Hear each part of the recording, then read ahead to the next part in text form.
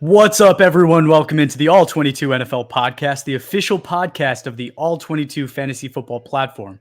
It's the only fantasy football game with full 53-man rosters, including offensive linemen, where you get to choose personnel packages and have access to PFF grades and advanced stats to make decisions each week. To learn more, go to all-22.com or to the App Store to download the app today. Ray, man, big week, and we're only a few days away from the trade deadline. It's happening next Tuesday, Election Day. Don't know which will be bigger, which will make the bigger splash, but we'll see. But it's already started, man. Diontae Johnson today traded from the Carolina Panthers to the Baltimore Ravens. How is this going to splash down? I like this for the Ravens.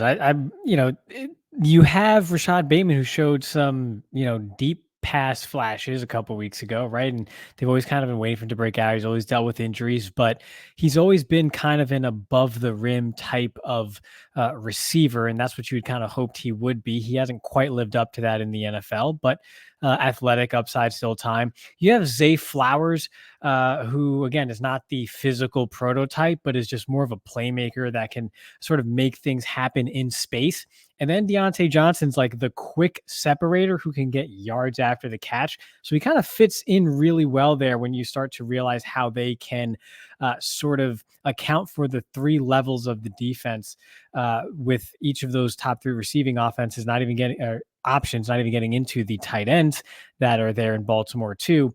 But I think Diontae Johnson is going to have space to work with, and he's a quick separator. He is currently 13th in the NFL among wide receivers in missed tackles forced. And that's above someone, just for some context, that's above Brian Thomas Jr., who everybody is obviously very excited about. And he's, basically taken the league by storm and has been one of the top rookie receivers this year. So just to show you what Diontae Johnson brings to the table, and that's when he was in a not so great offense and situation, and now he's going to have some more space to work with. That everything in that Ravens offense is just synergistic. I think that, look it up, Chris. It's a word. Again, they all play off synergistic, but do we get a sense that there's differentiators, right? Are there different skill sets? Is there enough of that, right? It seems like he's a lot of kind of what they have already. So I'm curious. Yes, he's going to fit in. They're going to have multiple guys that can do that kind of thing.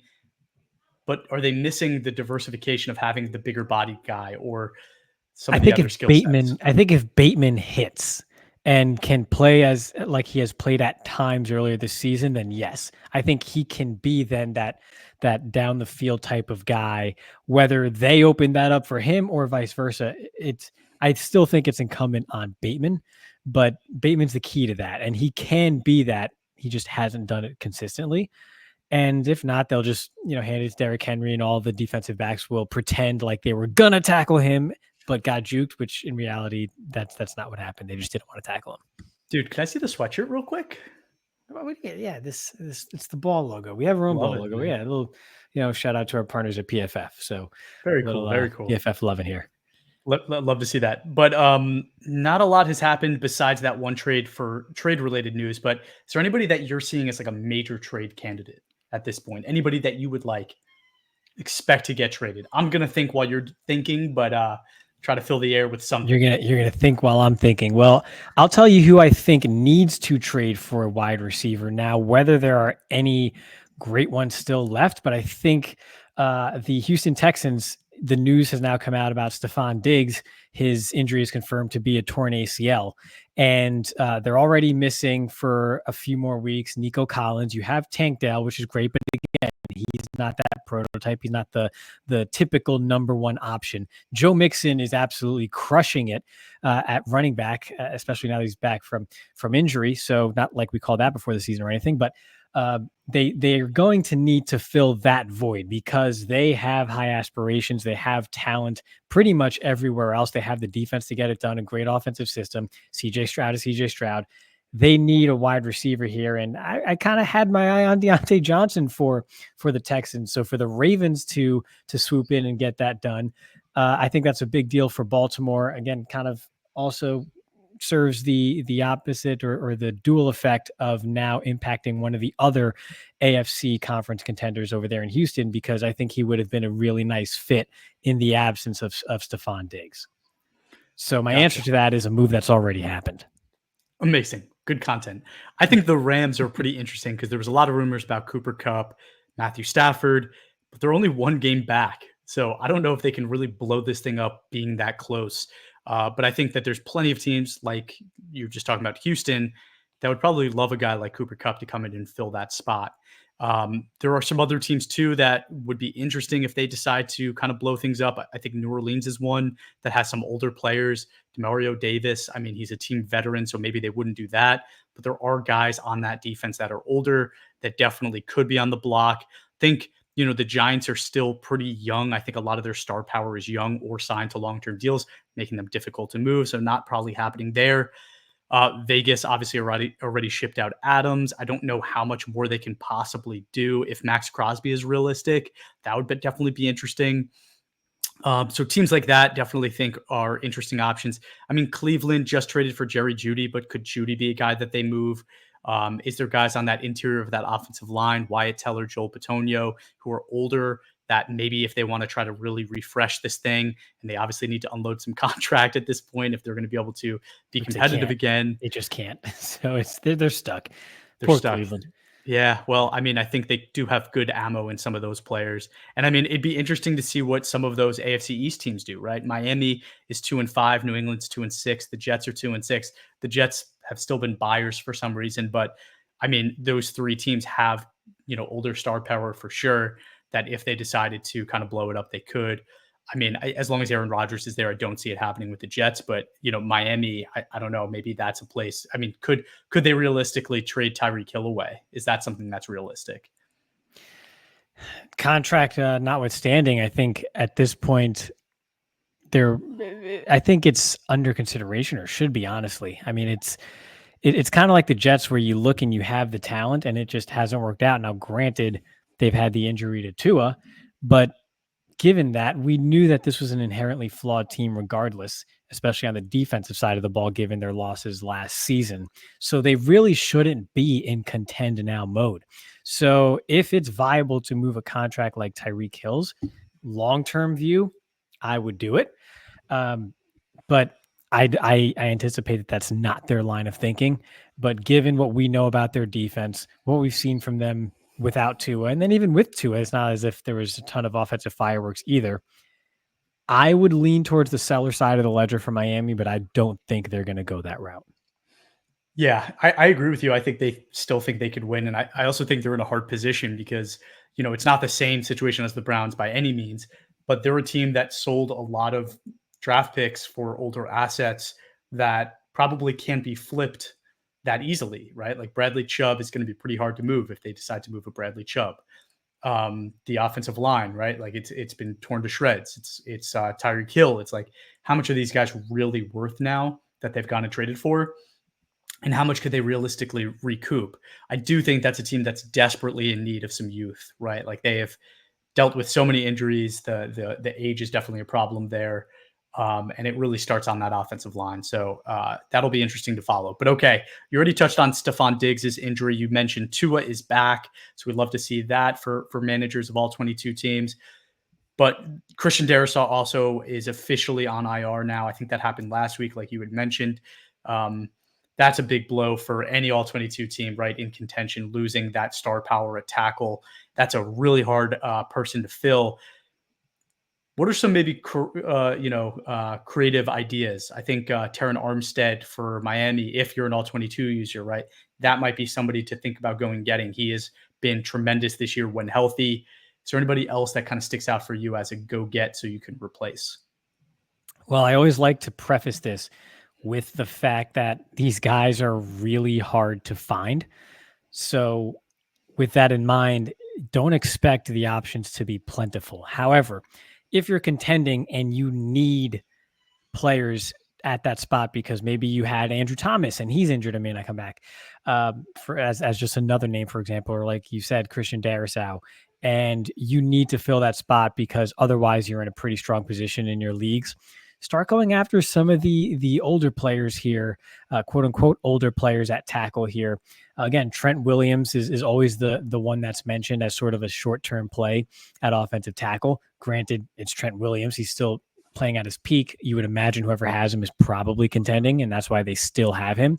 But another name like, Laramie Tunsil even, who, Garrett Bowles, if you go down the list a little bit more. A Cornelius Lucas is a top 12 pass blocker currently among all tackles in the NFL right now. That's not a household name.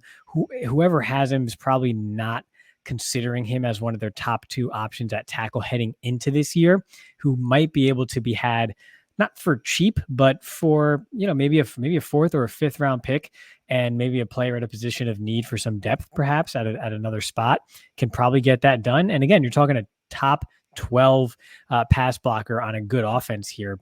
Maybe that's the route you go. I like it. And I mean, you might be able to do the impossible and get Trent Williams, right? Like if you want to really go out there, because he is definitely towards the end of his career. So could he be had for a 3rd round pick or 2 3rd round picks? Is somebody willing to do that if they're in rebuild mode? Maybe. It's something to definitely try to consider. Let's jump into week 8 though and look at some of the top performances. Lamar Jackson is still the top quarterback on the season with a 90.5 grade, but I'd love to see the top performance of the week. Justin Herbert has really been bouncing back the last couple weeks. This week against the Saints, 95.3. Drake May, although he got injured, knocked out of the game, he did technically reach the snap minimum. Promising performance again in those snaps, 93.6. But he really does look competent, right? We talked about how it'd be dangerous for him to play behind that Patriots offensive line. Here he is, I think 3 or 4 weeks into this thing. He's already hurt, missing time in a game. It's concerning for sure, but the promise is there. You've seen it. You've seen it on the film now. He's able to make those difficult throws. There was one play down the sideline. He rolls out, kind of escapes the pocket. It's a lot of what we saw in college, right? He puts the ball in difficult places, in difficult situations. He did that. He's shown he can do it. But the concerning, right? He was the same guy from last week. Anthony Richardson, 55.4, has been benched. He's officially been benched by the coach there for Joe Flacco. I mean, this is as concerning as it can get for me, right? Like, I think whereas Bryce Young never really was given a fair chance behind some of the team around him, Anthony Richardson has a good team. He's got a good offensive line. He has a good head coach, good weapons, and he's either been injured or just been so inconsistent on the field. And I think the final straw is when your team's in a really uncomfortable situation, right? Like trying to get to the goal line, trying to come back and win a game, and your quarterback taps out of the game because he needs a breath. It says a lot to me. What does it say to you? Yeah, you're better off just hacking it up on the field like Donovan McNabb did back in the day, and just continuing. If it's that dire, you cannot take yourself out of the game. But yeah, again, it's the illusion of, or the allure of, what Anthony Richardson could be, what Will Levis could be, what Justin Fields can be. They're big, they're fast, they're strong, they can throw the ball a mile and it looks pretty. And when Justin Fields sits back there and throws a nice touch pass, it looks great. But they can't actually perform within an offense. They just can't do it. And so it's one of those deals where it's always intriguing until he's not good enough to stay on the field. That's what happened with Justin Fields after a couple of years, and even much quicker now with Anthony Richardson. So it happens. Kevin White was big, fast, strong, could jump out of the gym, but wasn't an actual receiver. So it's just one of those deals where you take those home run swings and sometimes you strike out. More often than not, you strike out. Okay.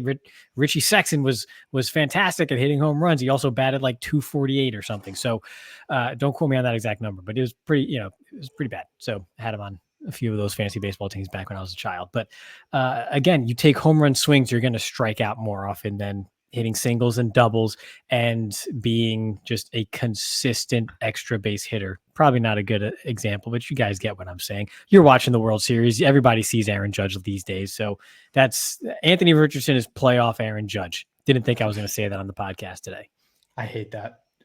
He's the captain, man. He's earned more leeway than this. I know it's been rough, but he's earned more leeway. But yeah, everything you said is true. Only thing, again, we root for Anthony Richardson. He's a guy I definitely liked coming out, but he was immature. And the thing that I've said consistently is guys like that should have stayed in college a little bit longer and also sat in the NFL a little bit longer. And I think it will be beneficial for Anthony Richardson to sit and learn, if not for a year, maybe even more, right? but I would love him 2-3 years from now to come up and get an opportunity somewhere like some of the quarterbacks we've been seeing that have gone through similar situations like this, because 3 years from now, Anthony Richardson might be amazing because he knows how to play NFL football at that point. Yeah, and before we even move on from that, it's always a red flag. Okay, rule of thumb when you're talking about a quarterback, if the first thing someone says about him is he's big, that's red flag. Red flag. It's not important. It's not important anymore. Yeah, you have to be a certain size, but it's not important anymore. I don't want to hear how big and strong you are. It's a little bit important. Yeah, it shouldn't be the first thing somebody says to you. I don't care how big and strong you are. Like I don't care about that until like bullet point 4. I want to hear the other 3 bullets first before I get down there. Okay. Let's do a little fun game, right? Switch it up, have a little fun. If you had to redraft that draft class quarterbacks again, obviously CJ Stroud is going to be 1, but who's 2? Mm-hmm. At just quarterback, or are we just talking quarterback? Just quarterback, right? Okay. We have Will Levis, we have Bryce Young, and we have Anthony Richardson. All of them have now either been benched, injured, knocked out for the season, or some amount of time. Which one are we still taking? I'm just trading back. I'm not taking any. Come on, man. You got to choose somebody. It's part of the game. Have some fun. I mean, I could draw up some fun stuff for Anthony Richardson for 3 plays a game. But that's it. I'm taking Brock Purdy second. I'm taking Brock Purdy second. All right, good answer. That was the only answer. You cheated. You wrote that down without telling me this was going to be a game, just so I could stutter up here. And then you would say Brock Purdy, duh. I didn't think of Brock Purdy. I was thinking of just like the first round guys. But you cheated. It's fine. If you had to choose between Richardson and Bryce Young for the future, who are you taking? Oh, Bryce Young for sure. And if this is a hypothetical scenario where I'm not the Carolina Panthers, he might not be broken currently and could actually be good. Bryce Young is a good football player, or was a good football player.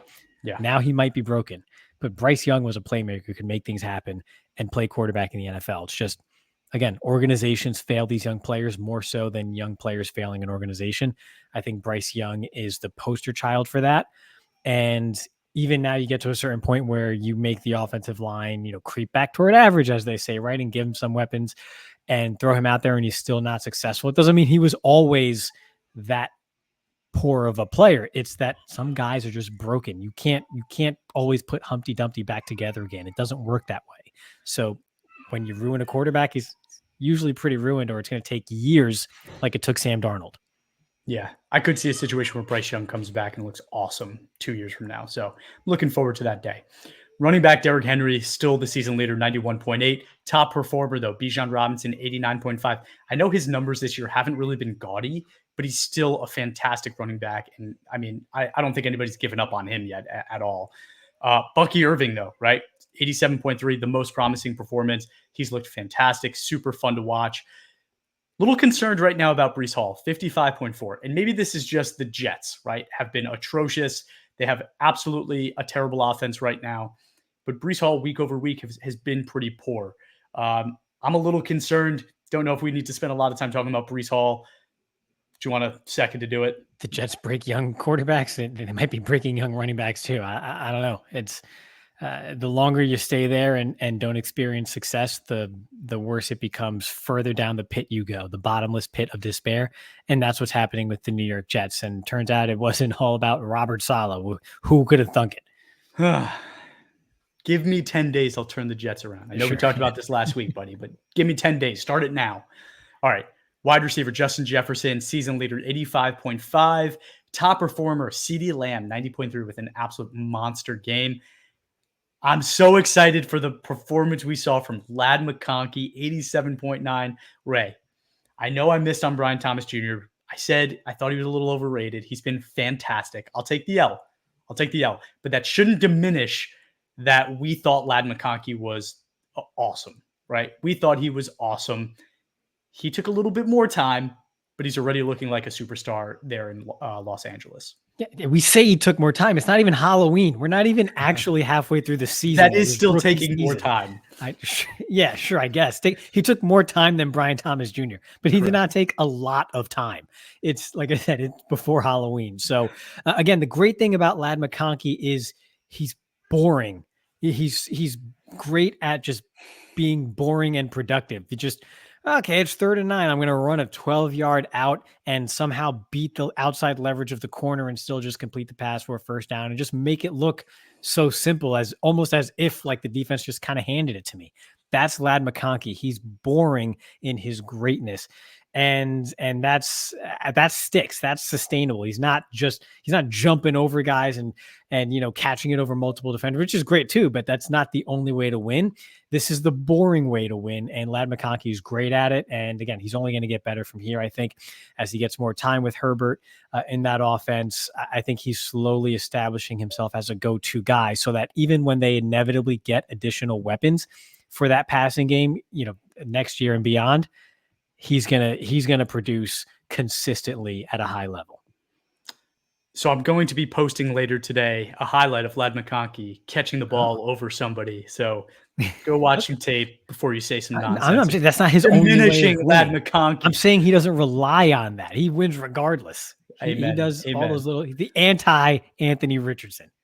That is fact. Okay, most concerning, Davante Adams, 59.3. I think he's maybe hit that wall with the age there. Tight end, George Kittle, 88.5 on the season. He is the leader. Darnell Washington, the top performer with a 92.7. I don't know if you're keeping track here, people, but Darnell Washington has come up on multiple weeks now for his greatness. I'm pumped about Darnell Washington. Was against the Giants, so we'll chill a little bit, but who could have ever told you about Darnell Washington? I don't know. Promising, though. I know this is not somebody you like, Ray. So, I mean, I shouldn't say that out loud because we root for everybody here. AJ Barner, 85.5 grade. Looking pretty good there. Michigan guy. Okay. I was not expecting that name to come out when you said it. Like, sure. Most concerning, though, at this point is Chig Okonkwo, 38.9 grade last week, and it has been kind of rough. There's a little bit of a balancing act here for Chig. He's playing with bad quarterbacks. The offense hasn't been great. They're starting to trade away weapons. I don't think morale there is probably through the roof, right? So while that should never be an excuse for a player, at the same time, I think that there is still a lot of promise with this guy. He's 26 years old, I think, just barely. So a 25, lot there. 25 still. So he's within your rule of 27. Right. So yeah, if he's not 27, you don't give up on a tight end. That's my rule. Exactly. Okay, let's go to tackle. Season leaders, Terron Armstead. I mentioned that earlier, 91.1. Maybe go trade for him if you've lost Christian Darrisaw. Rashawn Slater, though, top performer for the week, 87.6.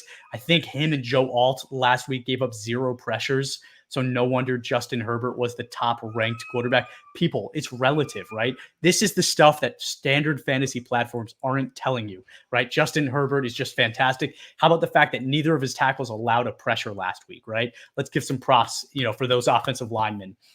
Talise Fuanga, 74.9, most promising grade for a young guy. Love to see that from him. It's been a little up and down for him, but there have been these spurts of really promising performances. So great on that. Roger Rosengarten for the Baltimore Ravens, 50.4. He's been pretty low hanging fruit for me to see every week. Haven't really called him out yet, but this week I just had to do it. Definitely a concern there, right? This is a team that's looking to make a deep playoff run, like I'm sure all of your fantasy teams are on all 22. And a guy like Roger Rosengarten is going to make it just that much harder. So if you were relying on him, definitely time to put him on your bench. Yeah, the Ravens just can't seem to figure out that right tackle spot. They have so much going for them, but it seems like it's been a long time since they've had a really solid right tackle. Whether it was, now the name is going to escape me, Daniel Faalele is now kicked inside to right guard. I think he started out a tackle because he's so huge, but that didn't work out. And Rosengarten, I think there's a reason why we for the most part kept him off of the discussion. We were talking about this rookie offensive tackle class. I think it's there for a reason. I think the Ravens are kind of figuring that out here. Again, you can't be great everywhere. The Ravens are pretty great everywhere else when you just look at that lineup and that graphic from top to bottom. But right tackle is definitely a sore spot for them. Yep. Okay. Guard, Chris Lindstrom, a very familiar name at the top of a list like this. 87.4 grade, overtakes Quentin Nelson from last week. He was also the top performer, Chris Lindstrom, 88.4. Tevin Jenkins for the Bears, 83.1. I know they needed that badly. And I know that a lot of you out there invested in Tevin Jenkins. So you finally had a really good week, but it hasn't been that bad. He has been performing, so I'd like to see that trend going upward. I am obviously going to call out Elgton Jenkins as the most concerning for me. 53.9, and I haven't had a chance to look yet, but I'd love to know how often they're changing him up on that offensive line. I'm going to look it up right now if you want to talk about something. Well, I was going to actually talk about that, is that even regardless of what it is currently, I think in general, the constant moving and shifting of him between guard and tackle over his career, he never quite got comfortable.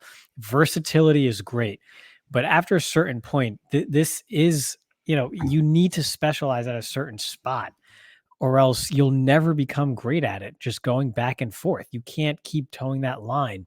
So I think in general, that's just stunted his development. I believe he has a knee injury in his recent history as well.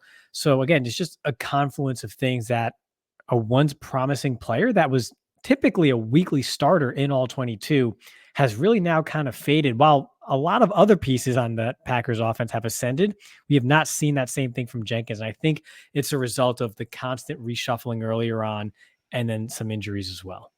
He has been playing left guard for this season, so Good. that is good to see. But we're seeing it with Michael Onwenu as well, right? Like these players that were moved around a lot have a really hard time adjusting once, they're 28 years old now and they haven't had a chance to really learn one position. So little concern there for me as a Packer fan. Center, Creed Humphrey is the season leader with a 93 grade, but the top performer, we've talked about him a lot, Aaron Brewer, 80.9 grade for the past week. Great performance from him, and it's exactly what Miami needed, right? They lose Connor Williams, who is my most concerning on this list for this week. 48.2 grade with the Seahawks, and it has been pretty down. There hasn't been a lot of good since earlier this season. He was injured. He's coming back from injury, so it's not that surprising. He probably won't be back to himself till next year, if he can really even get back to that at all. But the most promising is Cooper Beebe, 77.3. This is a guy. This is a dude now. It's official. Cooper Beebe is a dude in the NFL that's absolutely proving himself. Zach Frazier as well. Zach Frazier has officially landed in the top 3 in season grade. This is a fantastic rookie class for offensive linemen. Yeah. I mean, when you could go as deep as third rounders like Cooper Beebe on the interior and come away with quality players at new positions. Again, he's now at center. That tells you something about the class overall and how good it was. So this past year was the time to need an offensive lineman. There are a couple names floating around out there for the 2025 class. I don't think they're as good as the top of the 2024 class.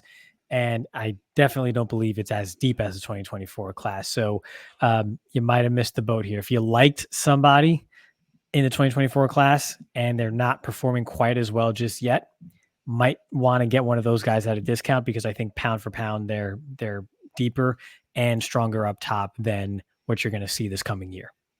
Awesome. Let's go to the defensive side of the ball, where the season leader at defensive interiors, Cam Hayward, still 91 grade on the season.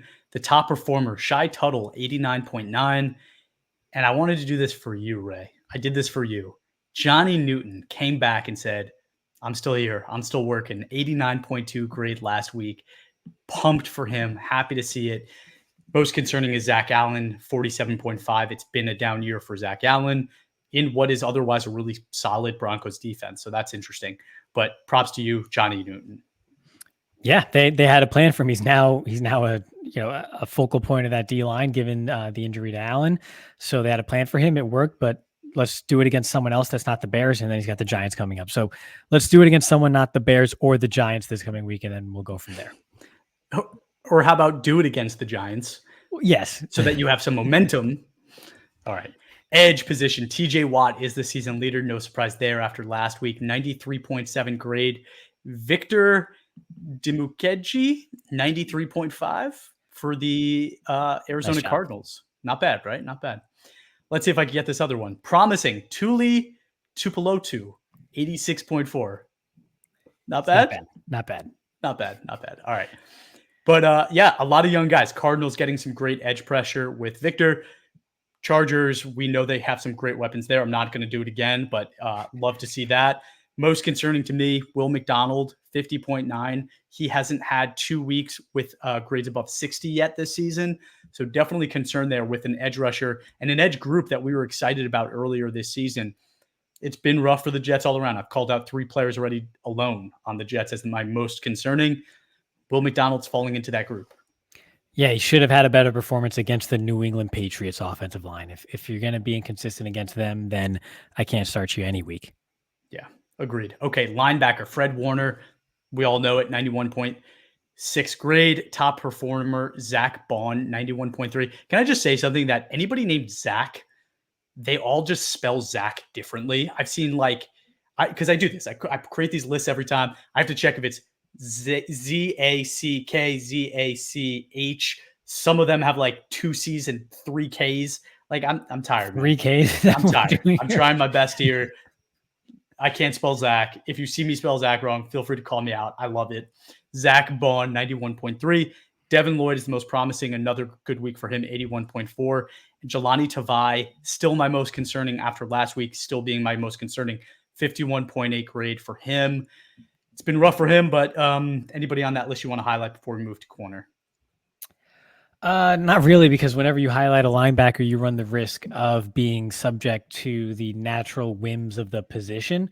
So again, I think just going back to what we discussed when we talked about Roquan Smith a bit, and then the article on All22 about Roquan Smith highlighting the challenges of linebackers as a whole. Again, matchup dependent. Just look at your lineup each week, find the best matchup for that linebacker, and that's how you're going to make decisions. So again, unless it's a no-brainer, which at this point is pretty much just Fred Warner, go with some matchups here. All right, awesome. Let's go to corner. Zion McCollum. I told you, Ray, 84.4. He's still at the top, baby.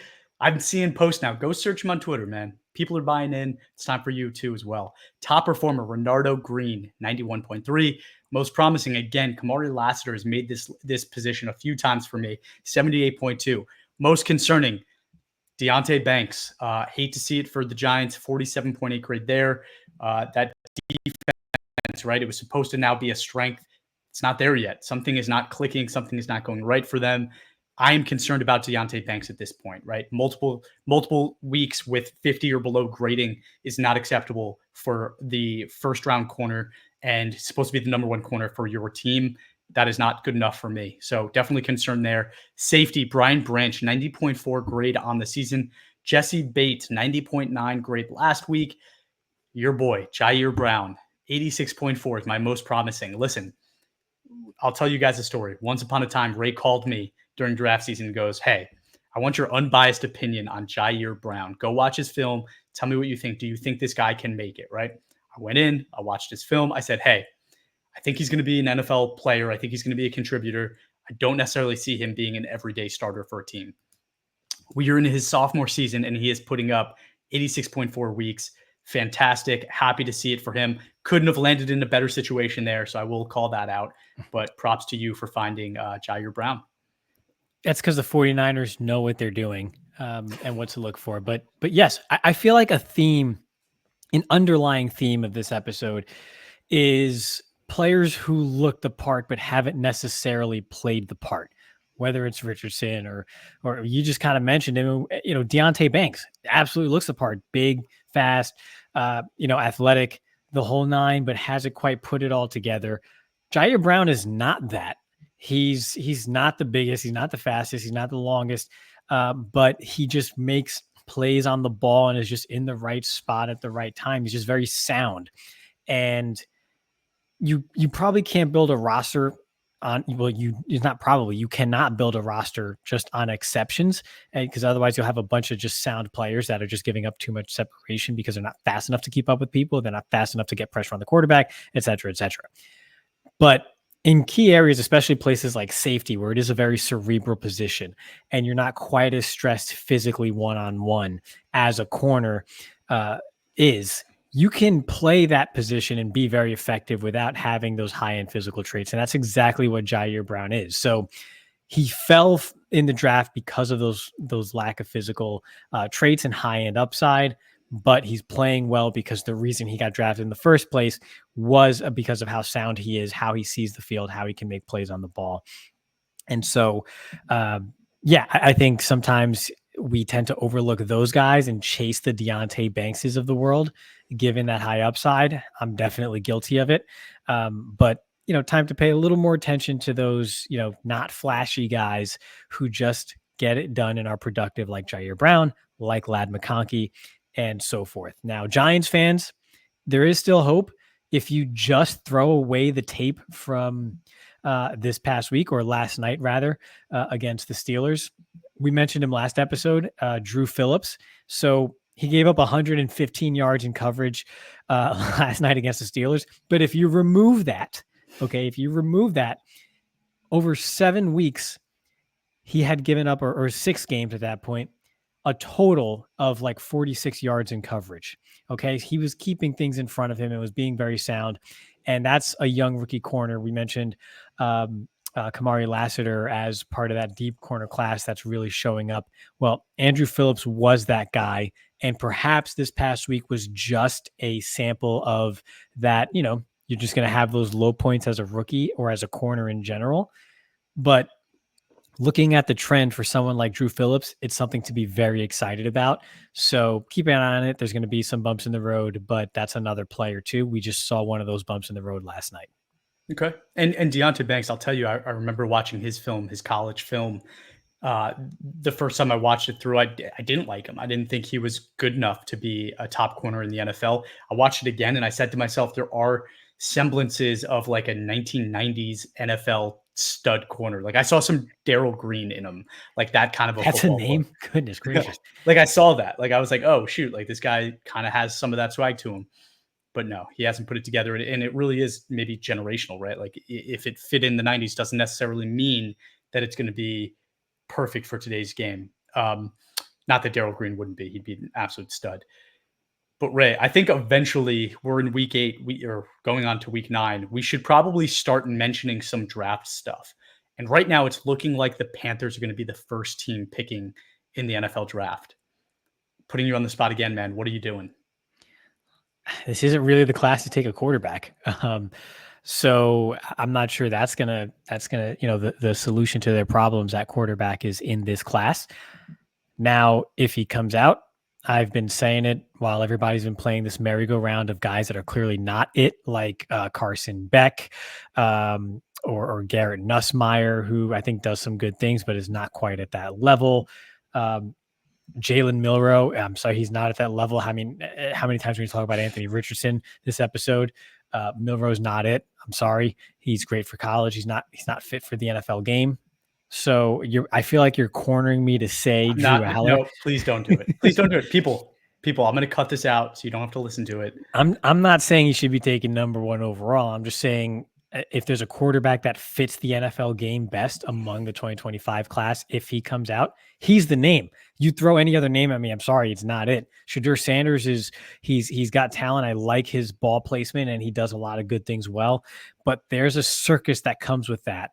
And it's that usually doesn't end well. So there's a whole slew of things you have to worry about in general. So outside of that, I mean, maybe you just put your head down, keep team building, and worry about quarterback the year after.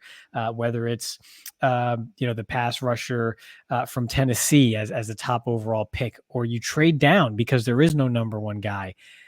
The theme of the answer to this question is there's no sure thing, or there's no sure answer, because you need a quarterback, but there's no sure thing at the top of this class. This is just not the year for it. So trade down, get some picks.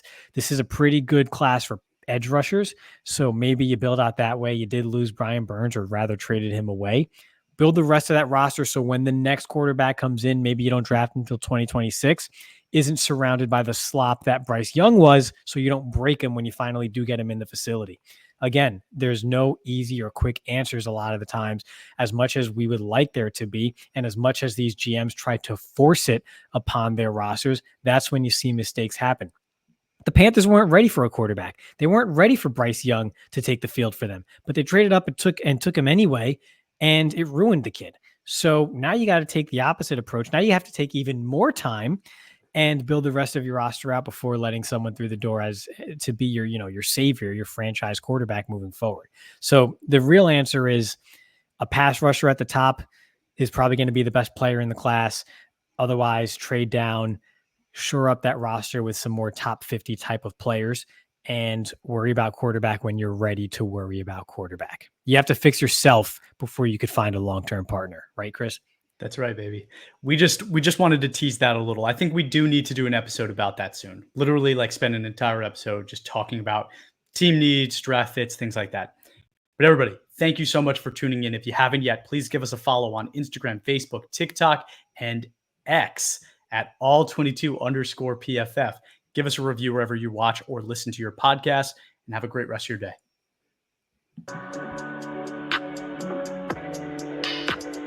Go.